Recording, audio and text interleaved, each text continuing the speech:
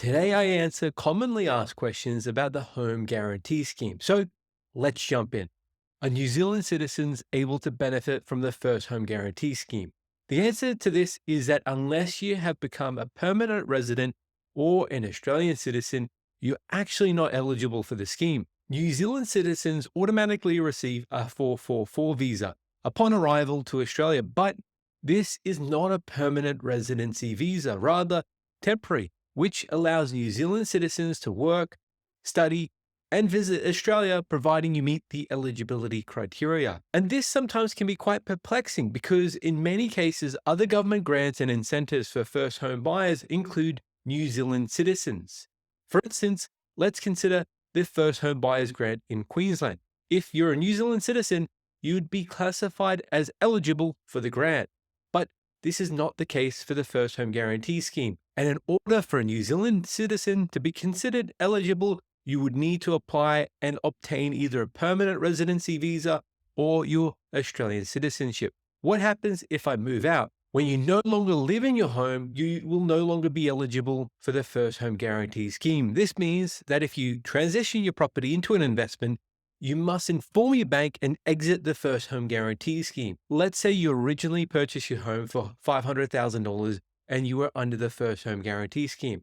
You borrowed 95%, or in this case, $475,000, and were able to get your mortgage insurance waived. 1 year later, you turned your home into an investment property, and at this time, your home is now worth $550,000, with a home loan of $470,000 owing. It would mean that to remove yourself from the scheme, that there would be approximately $6,000 in mortgage insurance applicable. Not only this, but the interest rate you receive will change. It's because whilst you're under the scheme, lenders will consider your loan to value ratio at 80% due to the government guarantee. And you can see here that the higher your loan to value ratio, the higher the interest rates you'll be offered. And the whole process hinges on two factors, either the value of your home going up or the value of your debt decreasing to a level that aligns to the bank's safety lending margins. This time, let's assume that the value of your home didn't in fact go up, and instead that it was worth the same amount you paid for it. This would then mean that your loan to value ratio would be 94%, and on this basis would be ineligible to meet any of the bank's criteria to refinance. So before doing anything, it's best to talk to a bank or a broker to understand your unique situation and whether or not you'll be able to remove yourself from the First Home Guarantee Scheme. Does the government own my property? It's important to clarify that the government doesn't have any ownership in your property whatsoever. Instead, they offer a guarantee to provide security to the bank. This guarantee allows the bank to view your loan to value ratio as 80% rather than 95%. Let's look at how the mechanics operate. There are three parts to this: your home, the loan, and the guarantee. Each correlate to you, the bank, and the government.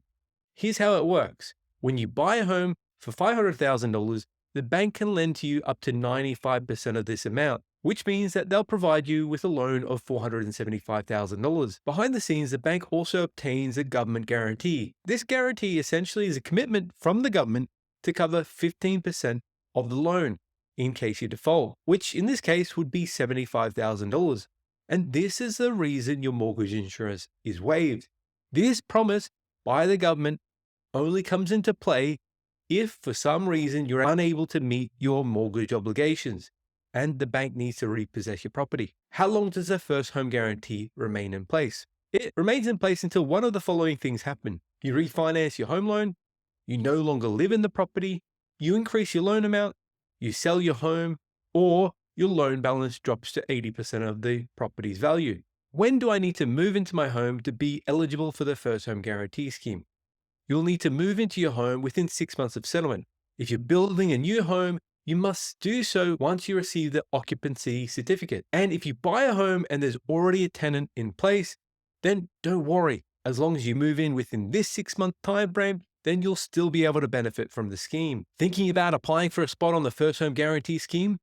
The first step I recommend is getting a pre-approval, which will not only clarify your borrowing capacity, but also give you an understanding on how much you can spend on a property.